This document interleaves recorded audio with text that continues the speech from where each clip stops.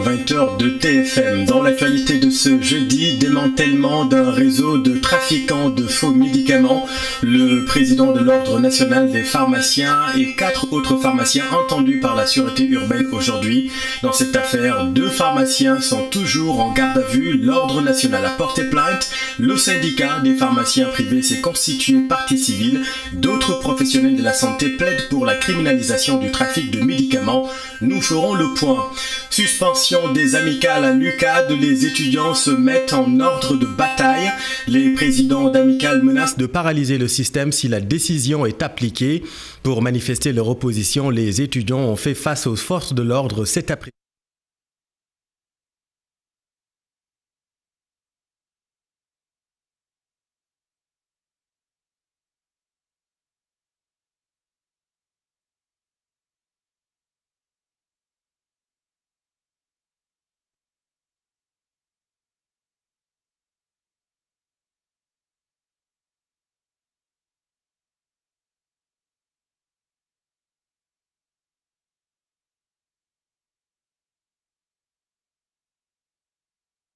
En sport, football, de la tension dans l'air à la Fédération sénégalaise de football.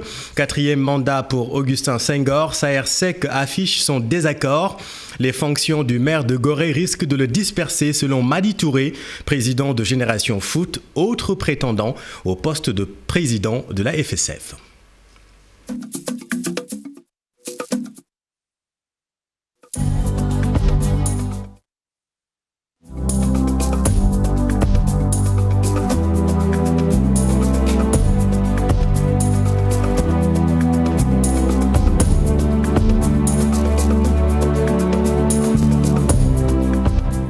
C'est une affaire rocambolesque qui secoue le milieu pharmaceutique. L'Ordre national des pharmaciens a porté plainte pour situer les niveaux d'implication suite au démantèlement d'un réseau de trafiquants de faux médicaments. Dans cette affaire, 2 pharmaciens sont en garde à vue. 5 autres gérants d'officines, dont le président de l'Ordre, ont été convoqués et entendus aujourd'hui par la sûreté urbaine. L'affaire éclabousse tout le secteur. Le syndicat des pharmaciens privés s'est constitué partie civile. Selon son président, des sanctions seront prises contre les membres impliqués. Voyons tout cela avec Mambiram Diouf et Diafaraba. L'affaire secoue le secteur de la santé. Il s'agit du démantèlement par la police d'un vaste réseau de trafiquants de faux médicaments dans cet immeuble à la Patte d'Oie.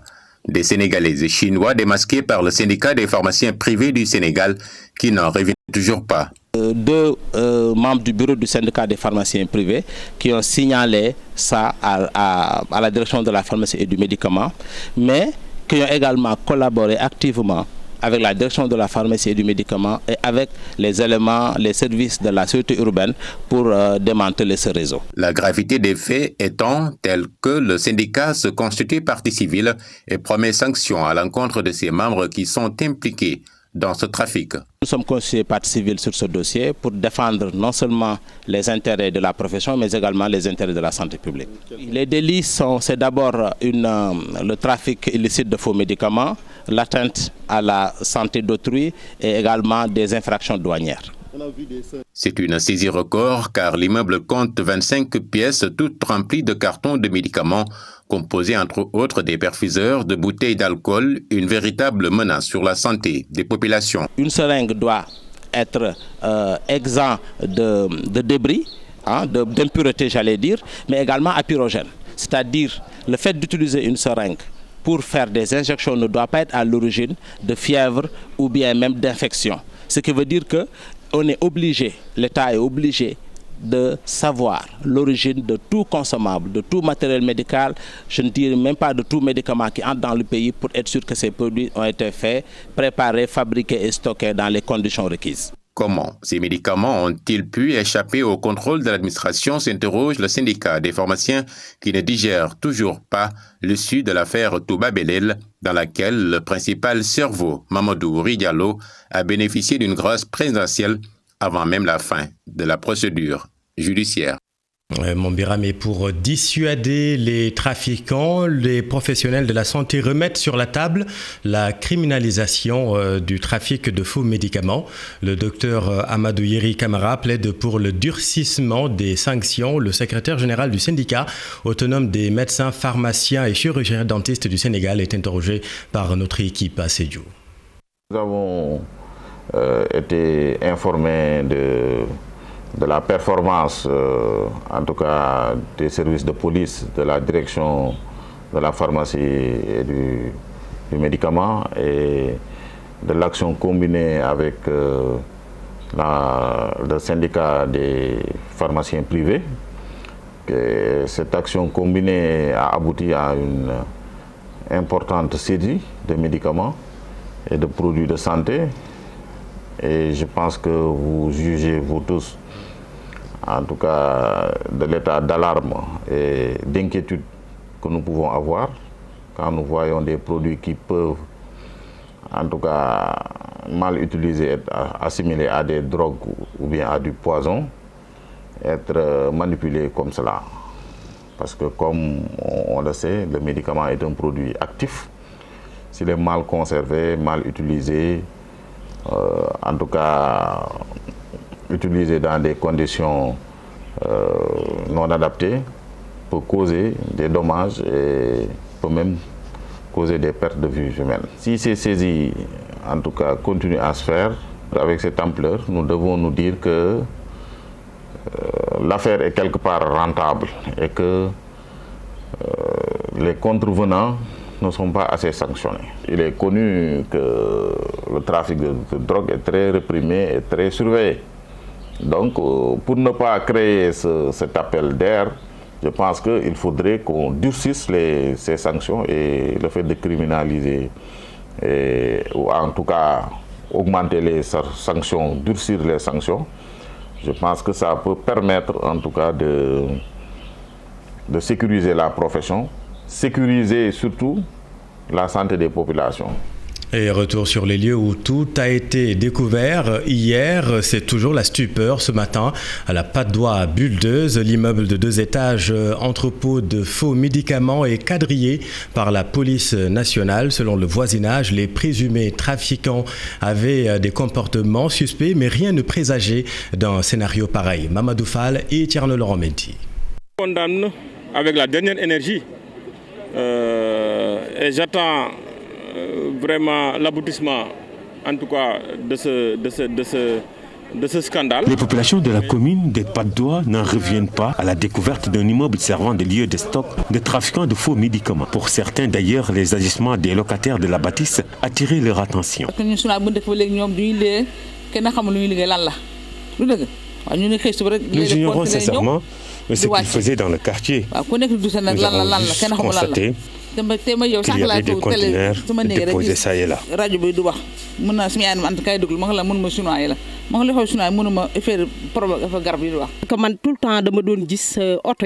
Ce qui attirait surtout notre attention, c'était le fait que les véhicules qui chargeaient les caisses se garaient à l'intérieur de la maison. Des agissements ainsi suspects, j'ai même failli aviser les autorités municipales. Tout cela. Les personnes étrangères en question habitent le quartier depuis 2 ans, mais personne n'a de contact avec eux. Les Chinois sont là depuis presque 2 ans. Je pense bien. Nous n'avons aucune relation avec eux. Ce qu'on déplorait, c'était juste les conteneurs qui constituent un danger pour nos enfants. On les voyait juste sortir des caisses. Nous sommes quand même surpris. Pour rappel, un réseau de trafiquants de faux médicaments a été démantelé par la sûreté urbaine, une opération qui a pris tout un quartier au dépourvu. Merci Mamadou, et voilà ce que nous pouvions dire sur cette affaire. L'autre grand titre de cette édition, c'est la suppression jusqu'à nouvel ordre des amicales de l'université Cheikh Anta Diop de Dakar. C'est une décision du conseil restreint de l'assemblée de l'université qui invite également le directeur du COUD à fermer le campus social jusqu'à la mise en place d'un nouveau système de gestion de la codification. Mesure prise, vous le savez, suite aux affrontements qui ont éclaté à l'UCAD en mars dernier entre étudiants. Voyons tout cela avec Ibrahim Khan. Comme en 2017, l'Assemblée universitaire suspend toutes les amicales des étudiants jusqu'à nouvel ordre. Une décision qui fait suite aux violences notées dans le campus universitaire entre deux associations d'étudiants et qui ont abouti à la mort dimanche d'Ismaïla Gawsu Diémé. Le conseil restreint de l'Assemblée universitaire invite également le directeur du COUD à la fermeture totale du campus social jusqu'à la mise en place d'un nouveau système de gestion de la codification. Une batterie de mesures dans le souci de préserver la paix et la stabilité dans le campus social. La structure universitaire dit constater que le défunt Ismaïla Gawsu Diémé n'était plus inscrit à l'université Cheikh Anta Diop depuis 2015. Elle déplore également la présence au sein du campus universitaire d'individus n'ayant aucun lien avec l'université. Désormais, tout étudiant responsable d'actes de violence sera traduit en conseil de discipline. Autant de mesures prises par le conseil restreint de l'Assemblée universitaire à l'issue de sa réunion d'hier sous la présidence du recteur. Oui, vraiment, et nous venons de l'apprendre. Le conseil d'administration du COUD a retenu après analyse qu'il n'est pas compétent pour fermer le campus social.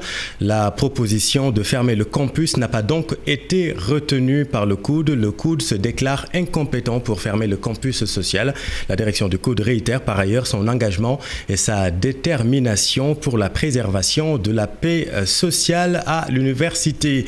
Dans tous les cas, les étudiants se sont mis en ordre de bataille. Ils ont fait face aux forces de l'ordre pour manifester leur opposition à la suspension des amicales.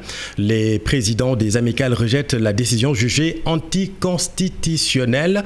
Ils menacent de paralyser le système universitaire si la décision est appliquée. Abdoulaye Cissé est le président de la faculté des sciences juridiques et politiques. Il est interrogé par Chérif Diab. La décision qui a été prise par le conseil restreint de l'université ne nous concerne pas, puisque c'est la énième fois que ce conseil prenne des décisions unilatérales, mais aussi irresponsables et irréfléchies. Et aujourd'hui encore, il revient nous dire que les amicales d'étudiants doivent être suspendues, mais aussi le campus social doit être évacué, chose que nous ne pouvons pas comprendre ou accepter. Les étudiants ne sont pas responsables de la sécurité du campus et de l'université. Il y a des gens qui sont chargés de faire régner la sécurité. Nous sommes des étudiants, nous sommes là-bas pour apprendre.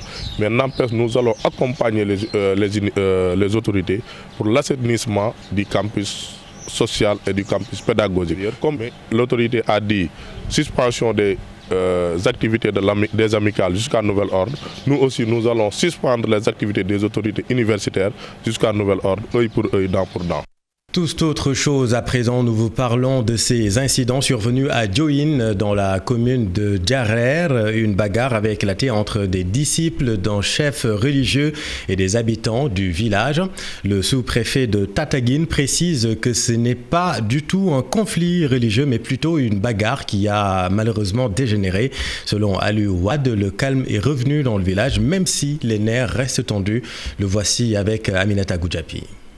C'est un marabout qui s'est installé tout dernièrement dans cette localité depuis le mois de janvier. Donc, avec ces talibés, vous avez donc parfois il y a un problème de dualité donc entre ces talibés et une partie de la population, ce qui a dégénéré et a provoqué quand même donc l'ire des populations. Il a occasionné des bagarres, mais ce village a connu le 11 avril 2021 des affrontements entre partisans d'un marabout et les populations la localité. Je voudrais juste souligner que cette affaire n'est pas un conflit interreligieux. Il s'agit en réalité d'un problème de voisinage, de cohabitation, donc qui a occasionné donc une bagarre ou une bataille rangée entre ces deux camps. Maintenant, devant la tournure des événements, les éléments de la gendarmerie se sont rendus sur les lieux pour remettre de l'ordre, mais également prendre toutes les dispositions. Et nous-mêmes, nous avons présidé une réunion de médiation, de conciliation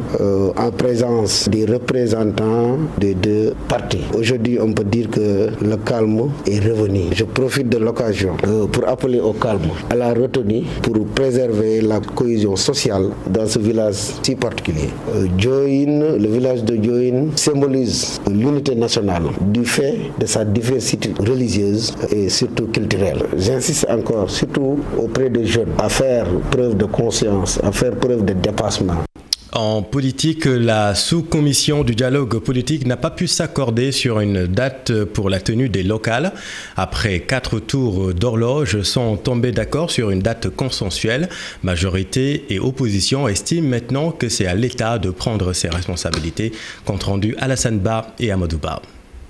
Majorité et opposition se renvoient la balle. Dans la proposition de l'opposition, elle ne tient pas compte des impératifs de contexte, parce qu'il y aura beaucoup d'événements religieux, il y aura beaucoup d'événements sociaux, mais aussi ils veulent coûte que coûte superposer des opérations, notamment la revue du code électoral, les inscriptions, et escamoter totalement ce pourquoi nous sommes là depuis pratiquement 2 ans, c'est-à-dire l'évaluation du processus, parce qu'ils veulent qu'on ne tienne pas compte finalement des conclusions de l'évaluation. Mais je pense que ce qui est plus important, ce n'est pas seulement les arguments techniques, mais c'est plutôt quelles sont les attentes de la population sénégalaise aujourd'hui.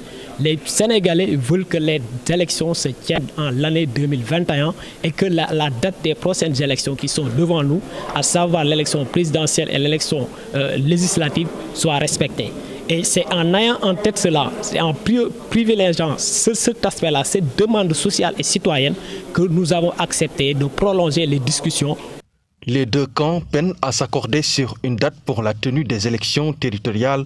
Les partis sont tombés d'accord sur le fait que l'État doit se prononcer et rassurer sur la tenue des législatives en 2022. Nous sommes convenus que nous devons demander au gouvernement de se prononcer officiellement pour prendre l'engagement que les élections législatives se tiendraient en 2022, c'est-à-dire à date échue. Ce qui permettrait de rassurer tout le monde pour que, quelle que soit la date qui sera retenue demain pour les élections locales, que toute l'opinion publique, nationale comme internationale, comme tous les acteurs politiques, sachent et soient convaincus, soient rassurés que les élections législatives ne seraient pas renvoyées. La société civile dans ce différend travaille à rapprocher les positions. Merci Alassane. Je vous le disais dans les titres, le marché baraque de Liberté 6 Extension ne devrait plus être accessible au public à partir d'aujourd'hui, mais vous le savez, les commerçants s'y opposent. Selon le maire des SICAP, la fermeture du marché se fera avec ou sans l'assentiment des marchands. L'argument sécuritaire prime surtout selon Santi Agne. Un lieu et place, un centre commercial moderne sera construit. Voyons tout cela avec Aminata Maresso et Moudou Diop.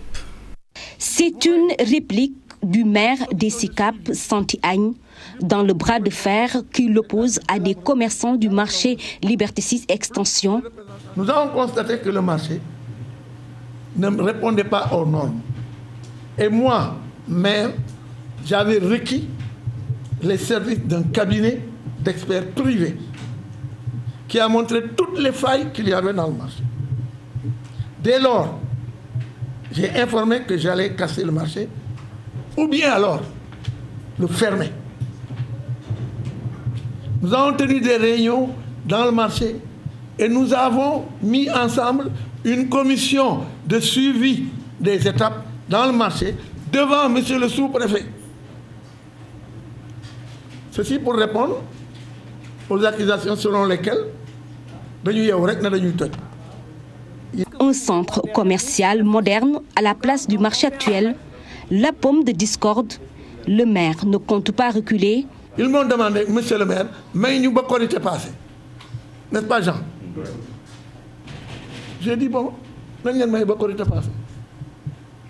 Après ils nous demandent, mais nous pas tabaski passé. On leur a donné tabaski passé. Vous croyez qu'on va donner, mais nous, on est autorité. On a été élu pour prendre des décisions à un moment donné. Donc on fait un bâtiment, c'est un R+6 avec beaucoup de commodités.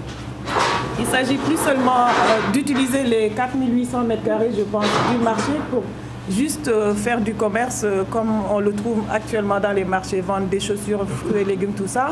Nous avons proposé en plus d'autres commodités. En l'occurrence, nous avons des restaurants, nous avons des salles de cinéma, quelque chose qu'on ne trouve pratiquement plus à Dakar. Je pense qu'il n'y a plus que trois salles de cinéma à Dakar.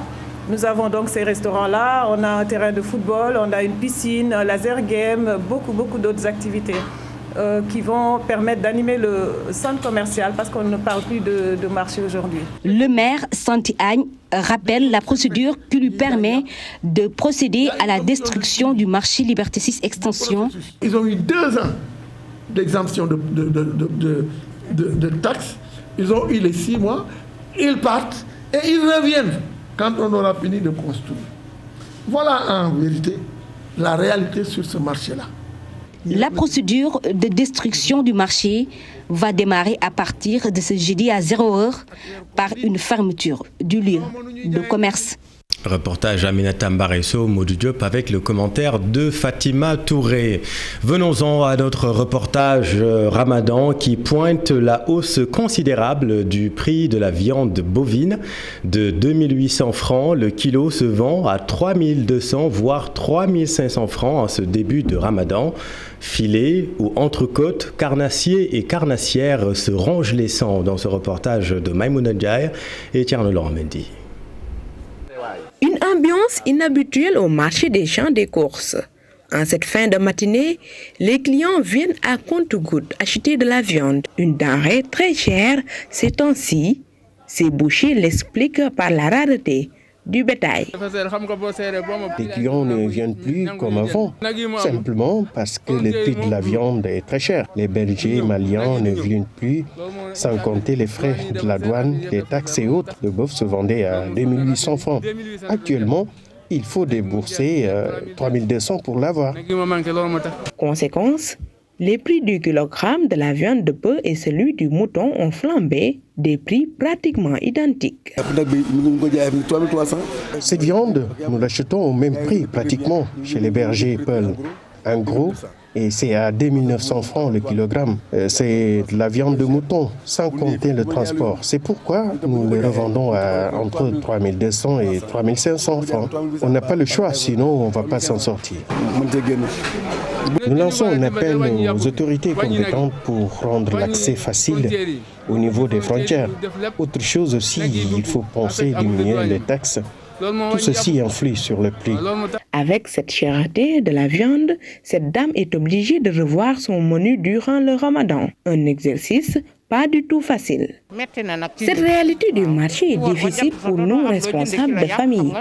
La viande, en plus d'être rare, est très chère en ce moment. La solution, à mon avis, c'est d'acheter en fonction de sa bourse. À quand le retour à la normale? Difficile pour nos interlocuteurs de trouver une réponse à cette interrogation. Pour le moment, chacun cherche une alternative pour proposer les meilleurs mets. Reportage Maïmouna Ndiaye. Nous vous parlions hier de la mutation prochaine entre l'UCG et la nouvelle société, la sénégalaise de gestion des déchets. Les techniciens de surface veulent être impliqués en amont dans ce projet. Ils demandent la sauvegarde de leur acquis. Madame ici est avec Chérif Dia. C'est une très bonne chose.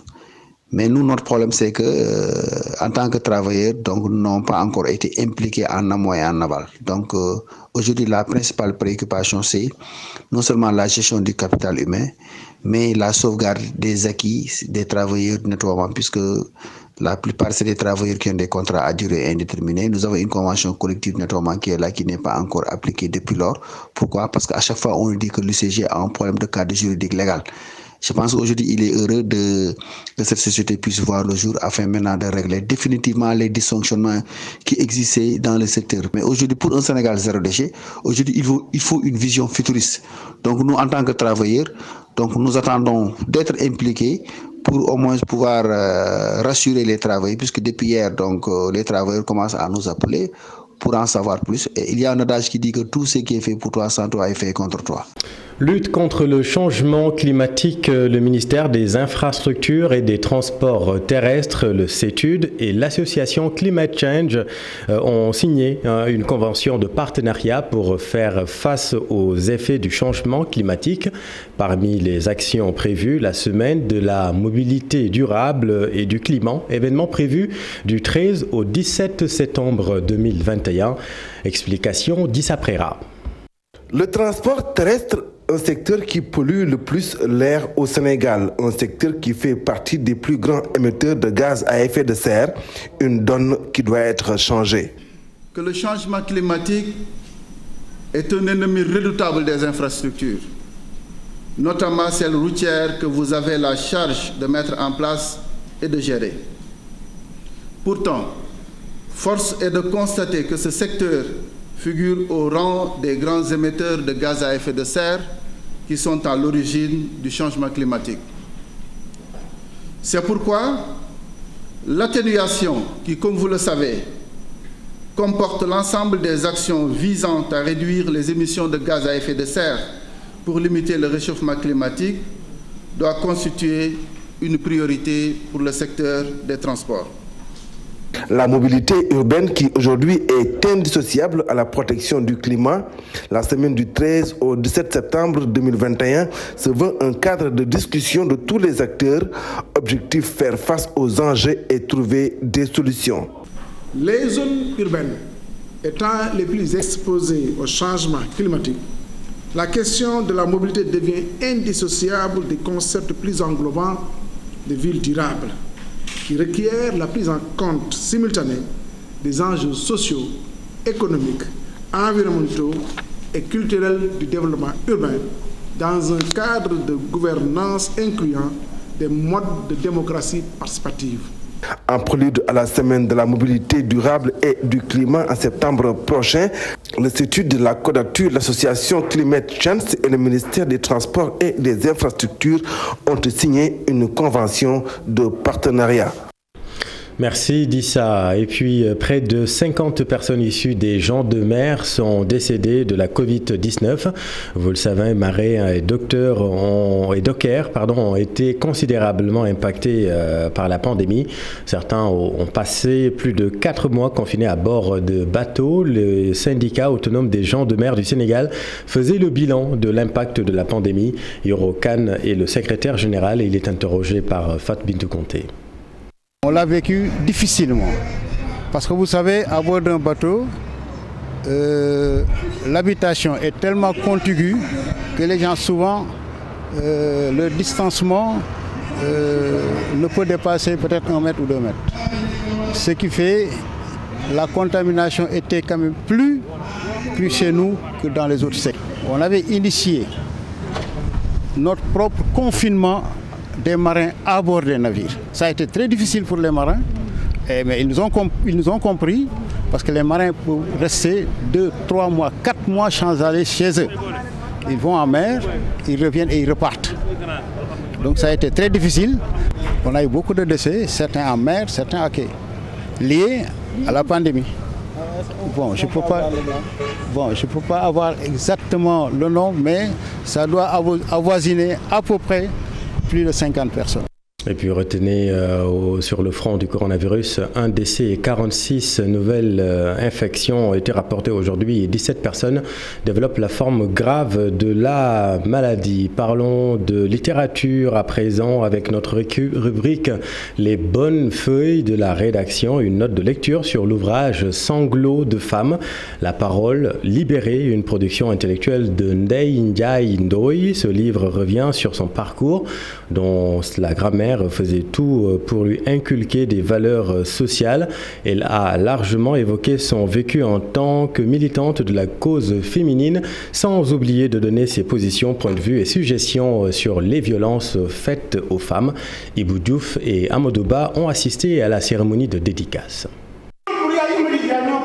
Une sorte d'autobiographie, Sanglots de femmes, la parole libérée, pour raconter plus de 25 ans d'engagement.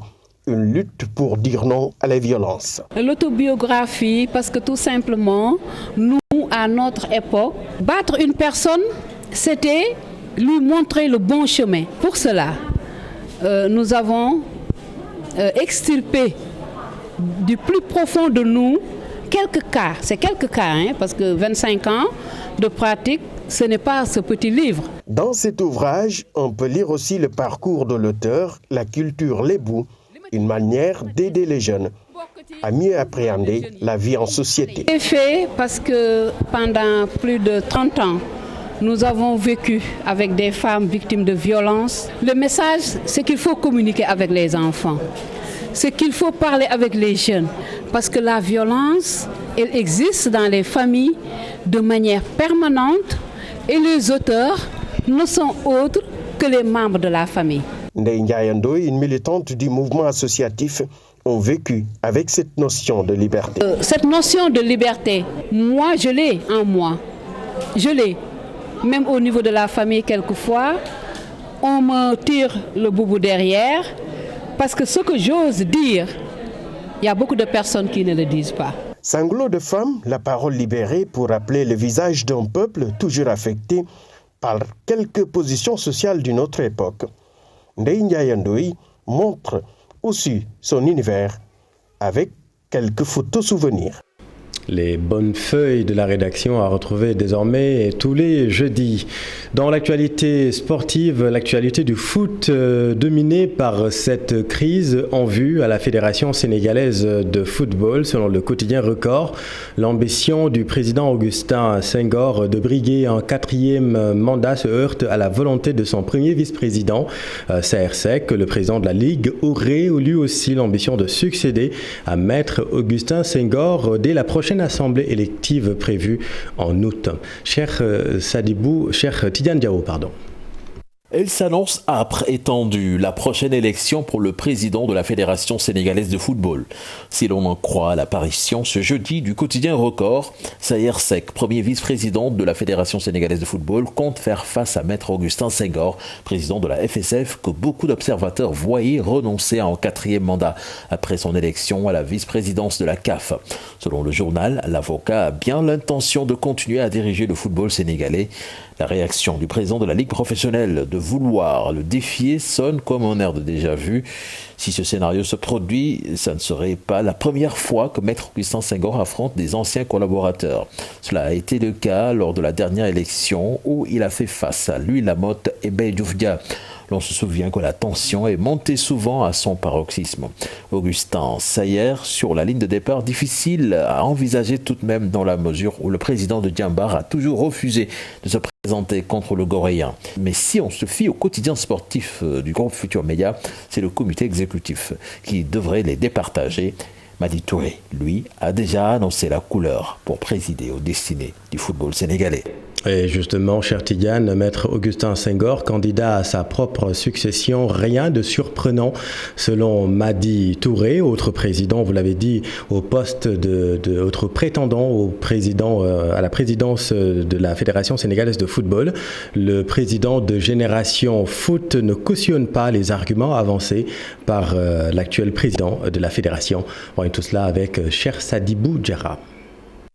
Maître Augustin Senghor, président de la Fédération sénégalaise de football, candidat à sa propre succession, pour terminer le travail, un argument jugé fallacieux. La priorité de son dernier mandat, c'était de faire en sorte que le toilettage des textes soit fait et qu'on puisse organiser des élections en temps et en heure. Et des engagements qui ont été pris en 2017 et qui n'ont pas été respectés en 2021.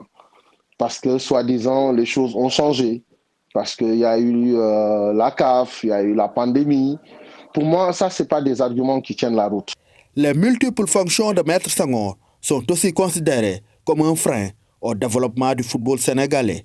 Quand on est à la CAF, quand on est membre à la FIFA, quand on est président de l'Union sportive goréenne, donc quand on est maire de Gorée, je pense qu'on a assez de casquettes comme ça, pour pouvoir être à temps plein pour le football sénégalais. On ne peut pas être là pendant 12 ans et dire qu'on va encore aller au-delà, 16 ans encore. Il y a des chantiers qui ont été mis en place. Donc ces chantiers-là, quelle que soit la personne, si la personne est assez outillée pour pouvoir mener à terme ces chantiers-là, mais tant mieux. Et comme on dit, les hommes passent, les institutions demeurent. En attendant l'officialisation d'autres candidatures, Madi Touré est pour le moment le seul challenger et réclame un calendrier électoral au plus vite. Il a aussi envoyé à tous les présidents de club, y compris Augustin Senghor, les 7 points de son programme. Donc pour nous, il n'y a rien qui change. Aujourd'hui, que ce soit Augustin qui soit là ou pas, donc nous, on est candidat. Voilà. Maintenant, le plus urgent, comme on l'a dit, parce qu'on a écrit récemment à la Fédé, pour leur demander de mettre en place le comité électoral. Nous, on aimerait bien plus avoir un calendrier électoral. L'élection présidentielle de la Fédération sénégalaise de football est prévue en août 2021. Merci cher Sadibou. Et puis football toujours sur la plage, cette fois-ci beach soccer. Sali va accueillir la CAN 2021 de beach soccer. C'est le choix de Ibrahima Ndiaye Chita et ses collaborateurs confortés par la Fédération sénégalaise de football. La première CAN de la discipline au Sénégal est prévue du 23 au 30 mai prochain. Voilà, c'est la fin de cette édition. Merci de votre attention, bon appétit, excellente suite des programmes, vos programmes habituels durant le mois de Ramadan. Dans un instant, les 5 minutes de Oustaz Pape Anne, Ziar avec Yahawa, et puis un peu plus tard, en deuxième partie de soirée, votre émission Quartier Général sur TFM. Excellente soirée et à très vite.